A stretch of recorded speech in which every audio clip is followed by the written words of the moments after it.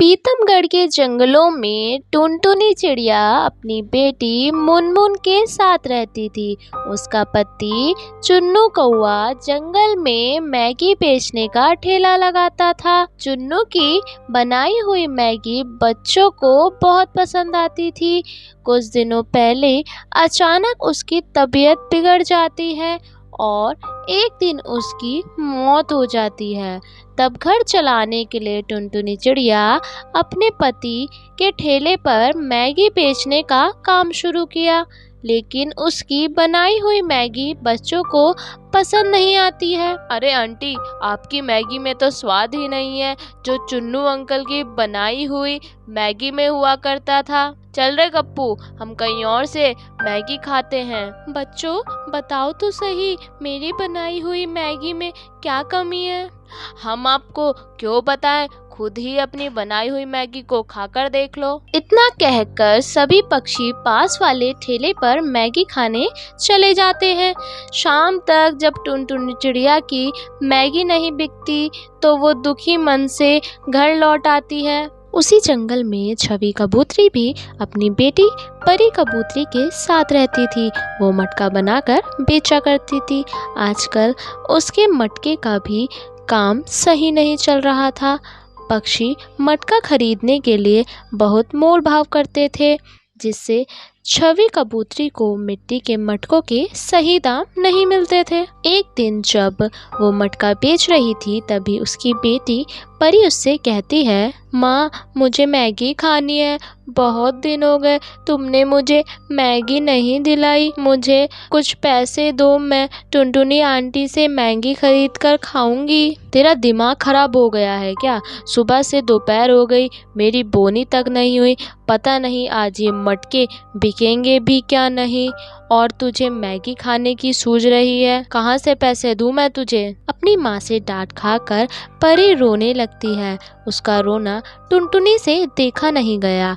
वो मैगी लेकर छवि के पास आती है। ये लो परी बेटा, मैगी खा लो तुम, मेरे हाथों की बनी हुई मैगी तुम्हें बहुत पसंद है ना, लो खा लो ये मैगी, अगर तुम्हें और चाहिए हो तो ले लेना। टुनटुनी बहन, मेरी बेटी को मैगी मत दो, मेरे पास तुम्हें देने के लिए पैसे नहीं हैं।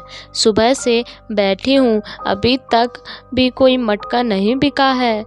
तू मेरी बेटी को उधार में मैगी देकर मत बिगाड़। कोई बात नहीं छवि बहन, मैं मैगी के पैसे नहीं मांग रही हूँ, वैसे भी मेरी मैगी भी बहुत कम बिक रही है। वही हाल तो मेरा है टुनटुनी बहन, जल्दी से कोई मिट्टी के बर्तन लेता ही नहीं है, जो भी आता है दाम पूछकर चला जाता है, पता नहीं हमारे हालात कब सुधरेंगे। टुनटुनी चिड़िया और छवि कबूतरी आपस में बात करने लगती है। उधर परी मैगी खाकर कहती है, टुनटुनी आंटी, आपके हाथों की बनाई हुई मैगी बहुत स्वादिष्ट है। ऐसे ही कुछ दिन बीत जाते हैं।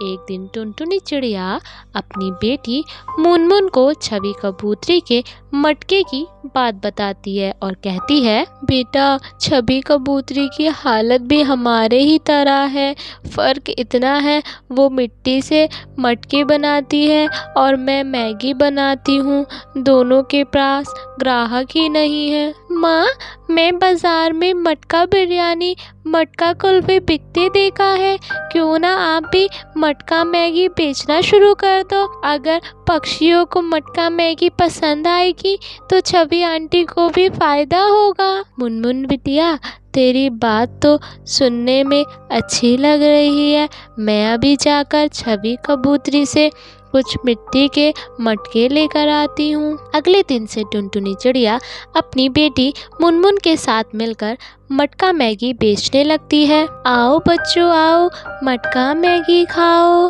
टुनटुनी की आवाज़ सुनकर पक्षी बच्चे उसके ठेले के पास आते हैं और टुनटुनी से मैगी खरीदकर खाने लगते हैं। उसी दिन से टुनटुनी चिड़िया की मटका मैगी की बिक्री बढ़ जाती है। साथ में छवि कबूतरी के मटके की भी अच्छी कीमत मिलने लगती है। इस तरह से टुनटुनी चिड़िया और छवि कबूतरी खुशी खुशी अपनी बेटियों के साथ रहने लगती है। तो बच्चों, कैसी लगी ये कहानी? ऐसी ही मज़ेदार कहानियों को देखने के लिए हमारे चैनल को सब्सक्राइब करो, लाइक करो और कमेंट करके ये बताओ कि ये कहानी कैसी लगी। बाय बाय बच्चों।